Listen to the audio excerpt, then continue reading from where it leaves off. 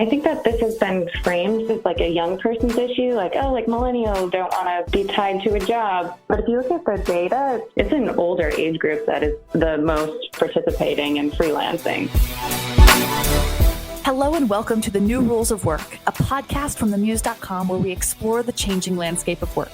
I'm your host, Kathryn Minshew, and today I'm joined by Sarah Kessler, a journalist and the author of a fascinating book called Gigged, The End of the Job and the Future of Work.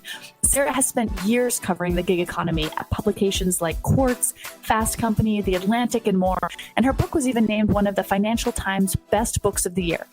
Sarah, I'm so excited to have you on the show today. And we've all been hearing a lot about the gig economy. I'm excited to talk about some of the trends you're seeing. So maybe can you tell us a little bit about yourself to start? Sure. So thanks for having me. I am a journalist, and I've been a journalist for a long time and kind of started out covering startups, which is how I got into this gig economy topic is, like 2010, 2011, and all these Ubers of the world were starting. I don't know if you remember, there was like Uber for washing your car, Uber for doing your laundry. I think there were actually 13 Uber for laundry startups. I was being bombarded with these, and their message was always, we are fixing the job and we are ending unemployment with these apps that you just press a button and you can find a job anywhere. That's how I kind of got into it. And then later as a writer at Fast Company, I decided to actually try it and say like, okay, Silicon Valley thinks it's fixed the job. Can I beat this proposed $15 minimum wage by working on these apps? And that's when I started to realize it was a lot more complicated and kind of the way that these apps were treating people was not always great. That launched me into the book where I was covering kind of the business side and my day job at Fast Company. And then the book is really about the people who are working on these apps or in this quote unquote gig economy and the impact it has on them. So you've been following this topic for a long time, which is one of the reasons I thought you'd be the perfect guest for today's deep dive into the gig economy. I want to start with what kind of impact is the gig economy having on people and companies today? You've spoken with thousands of them. So what are you hearing? In terms of impact on workers, I think it depends a lot on who you are. There's like this class of creative freelancers who write a lot of blog posts about like how they're free and they're like working from the beach and traveling all the time and digital nomads. And it seems like it's working out really great for them. There's also people who are working in these jobs because they can't find any other jobs and they don't necessarily have the same protections as traditional employment does, which is particularly a problem if they're really working in jobs that function like a actual employment job, if they still have a commitment to their employer to be there every day and are like totally dependent on them and don't have the same freedom as the digital nomads. For employers, at a certain type of employer, it's kind of an interesting opportunity to be able to hire people so quickly and flexibly as freelancers, because traditionally we've built organizations as these are the people we have and they're managed in these teams, and those teams are static and stay there forever no matter what task we're focusing on. But you could see a world in which you assemble kind of the right team for the exact right task and then disassemble it when that's over and form a different team, which makes a certain sort of sense. It's really interesting. And I think, you're spot on to divide the gig economy participants into, as you said, these different categories based on whether they're reliant on these gig roles for work, voluntarily, involuntary, whether it's freelancing and the gig economy is something they participate in on the side. I think it's been really interesting for me, when I look at the community who uses the Muse, we have about 7 million people every month who are coming to the Muse. 66% are under age 35. And there's certainly a lot of participation in the gig economy. And yet for our community, many of them either freelance or participate in gig jobs on the side on top of full-time employment, or they use it as a transition period between different stints of full-time employment versus someone who is more reliant on that. But I think it is really interesting when you think about these different segments. A lot of our listeners are for leaders and executives in talent, in HR, in recruiting. What do you think that the future of work will look like? And what should companies and especially listeners of this podcast who might be senior in a people or HR focused function be doing to prepare? I think one thing that's true is like the way that we're doing things now doesn't make a ton of sense for a lot of people. We came up with this thing called the full-time job, at a time when we thought the ideal family had one person who went to work all day outside of the home, who was a man, and one person who stayed at home all day and worked for free, who was a woman. And, to the extent that that was ever the case, it's like no longer the case. And so kind of also like, it's not a time where you need to be in the office to like look at files or to actually contact with people that you're working with. There are other ways to communicate, video, et cetera. And so this idea that like a job is something that happens in one place every day at the same hours every week of the year, there's room to like change that in a way that would allow people who want to like care for children or care for elderly or go back to school or be in a band or whatever it is you want to do while you're working to achieve those goals too. And so I think the idea of changing the job is great. People are working later and later into life and leading healthy lives longer and aren't necessarily just retiring. So like maybe there's something that's less than a full-time job that works great there. So anyway, I think there's a great opportunity for the gig economy in that way. It's just that we haven't built any support structures for thinking about a job other than that kind of rigid 9-to-5 thing that we invented at a time where we had all these presumptions about, what a family was and what a worker was. So I think that there's a good deal of opportunity in that. Yeah. It's really interesting, your point about opportunities for workers with more experience who are perhaps not yet ready to retire. And I've been thinking about that a lot because even though the Muse has such a reputation as a platform for, the up and coming workforce, we have, a lot of mind share among millennials and Gen Z workers. But at the same time, we also are seeing some really interesting growth in, a much older and more experienced worker demographic, people who are not ready to retire fully, who don't want to just, kick up their feet and fully retreat from the workforce. So I think that's a really interesting avenue that hasn't been explored as much around where perhaps there could be opportunities to let people plug back in who have incredible experience and incredible skill sets and continue contributing if they want to. Yeah, and I think that this has been framed somewhat as like a young person's issue, like, like millennials, they like want to work, in the gig economy and they don't want to be tied to a job. But if you look at the data, it's actually among like traditional freelancers and how the government classifies them, it's an older age group that is the most participating in freelancing. And, like you said, I talked to this guy who wrote a book called The 100-Year Life, and he said that the alternate title for the book was The 60-Year Career, but they didn't think as many people would buy that book than The 100-Year Life. So, but yeah, we're going to be working for a much longer time. Like this idea that you hit 52 and then just retire, it's not economically reality for a lot of people, but also people are living much healthier lives later on. And so they don't want to stop working, but they don't necessarily want to work in a 9-to-5. So I think that the gig economy is like a great opportunity for them. Yeah, it's a really interesting point. So I wanted to ask you about something else from your book, because you wrote about an office management company called Managed by Q, which I'm very familiar with because they're one of the customers on the Muse who uses our platform as a hiring partner. But they had something that you wrote about called the Good Jobs Strategy. Could you share a few more details about that for listeners who may not be familiar with them and what they do? And both, what is it and how did Managed by Q evolve their approach to gig workers? And are there lessons in here that other companies can learn from it? Sure. So the Good Job Strategy is actually more something that they subscribe to. It's the name of a book by a management professor named Zeynep Tun.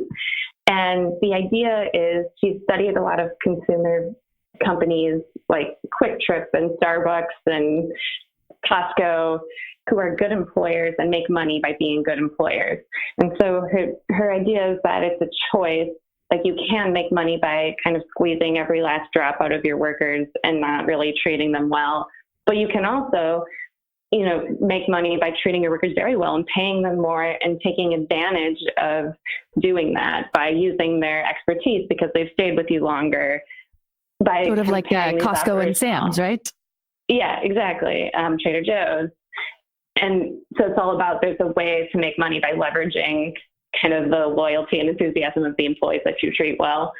And so Managed by Q started out with kind of a gig economy model. They hired contractors to actually do the cleaning and thought it would just get done. You mentioned they're an office management company, but they really started out kind of providing office cleaning. And the results were not great. Like, the cleaning was not done well. So they transitioned to this model where they paid higher than the average for a janitor in New York City, where they started. They paid full health care and 401ks and kind of all these things that aren't really heard of so much in kind of the janitorial services world. And they were able to grow and kind of create a sustainable business that way. And one thing I think is interesting about that is that they did it. They proved that you could make money doing it this way.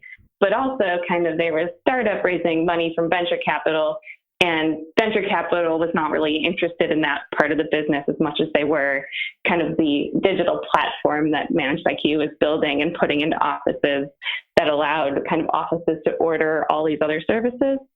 So there's an interesting thing there where, like, it worked, but if it was only that, it really wouldn't work in the system that we have for creating businesses. Which is more about that system and what's wrong with it than it is about Managed by Q in particular, I think. Yeah, no, and I think that's a good point too. What incentives is our broader system offering to companies and employers and leaders? What, for venture-backed companies, what is it that they're getting pressured to do or to not do? And it is really interesting when you contrast some of the clear data, as you said, about the long-term benefits of treating workers well with some of those short-term pressures. So switching gears a little bit and talking about, more explicitly about some of the challenges and the negative impacts of the gig economy. I'm sure we've all read, a lot about the negative impacts of the gig economy. Silicon Valley often gets a lot of the blame from the broader world for sort of pioneering some of the less protected workers and these, huge pool of 1099s employees. From your perspective, how can kind of companies, whether they be tech companies, traditional legacy companies, anyone whose organization has a lot of freelancers or 1099 gig workers or others, how can these companies do better by their contract workers? Yeah, so a lot of the conversation is attached to these Silicon Valley companies, and I would say that they're not, they did not begin this trend. This is a trend that's kind of started in the 70s, and it's not just freelancers, it's segmenting of workforces away from direct employment. So contract work, hiring temp workers, people who work in your building who you don't employ directly. And even like Silicon Valley in the 70s, like Microsoft had this big lawsuit where they were hiring programmers who were contractors, and they wore like an orange tag or something, like an orange lanyard. And then the programmers who, were their employees wore a green lanyard. And that was basically the only difference, is that like one group got paid less and like didn't get invited to the holiday party and didn't have equity and didn't, get all these benefits, and the other group did, but they did the same thing. Anyway, so this is long like history of people or this work going in this direction. I think what Silicon Valley did with all these apps is they showed kind of how far this could go and how, you could hire somebody not just for a day, but you could hire them just for that one Uber ride. And you could use phones to do it and to coordinate all these workers and hire them very quickly.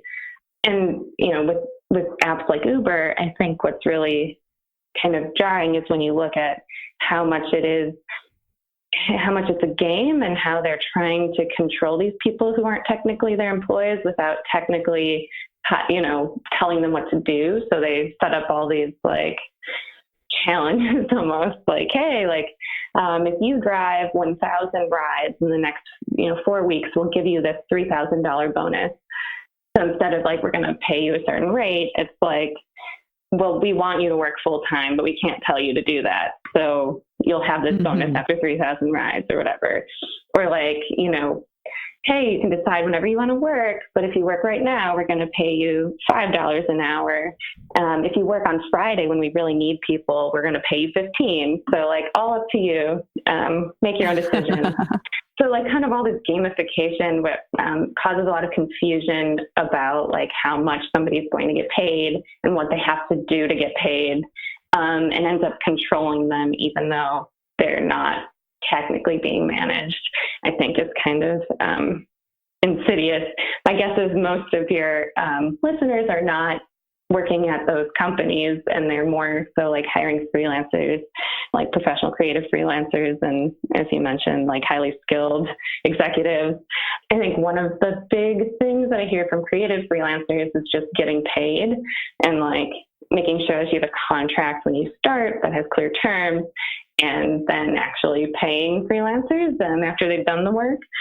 I've heard the same thing from users on the Muse where, you know, there are times when it takes them such a long time or a lot of work to get paid by these big corporations. And I think that one of the most respectful things that companies can do for workers, frankly, of any type, but especially for gig economy, where there's sort of less consistency, is just pay people quickly, on time, and don't make them chase you. Yeah, exactly. There's also like a limit to what you can do for a freelancer because of the way that the system is set up. And there's two categories of workers, employees and freelancers, and they're treated so differently. You can't really provide the same benefits to a freelancer, for instance, that you do as an employee, or it becomes evidence that you're treating them like an employee and they can sue you. So some of it is the way that we've set up our whole safety net and our whole system that needs to change, and not so much necessarily on like the employers. But yes, paying people for their work is like the bar, like the lowest thing you can do. So definitely make sure you do that. Absolutely. Sarah, thank you so much for a great conversation today. I really appreciate it. I enjoyed it. And for all of you listening, I definitely encourage you to pick up a copy of Sarah's book. It's a great read. We've linked the book in the show notes for this episode, so you can check it out there. And you can also follow Sarah on Twitter at Sarah F. Kessler, or at SarahFKessler on Twitter. And for fun, you can follow me too at Kmin, Kmin, or at The Muse, TheMuse. Check us out on Twitter. That's all we have time for today. But Sarah, thank you again. And to the rest of you, thanks for listening to the New Rules of Work.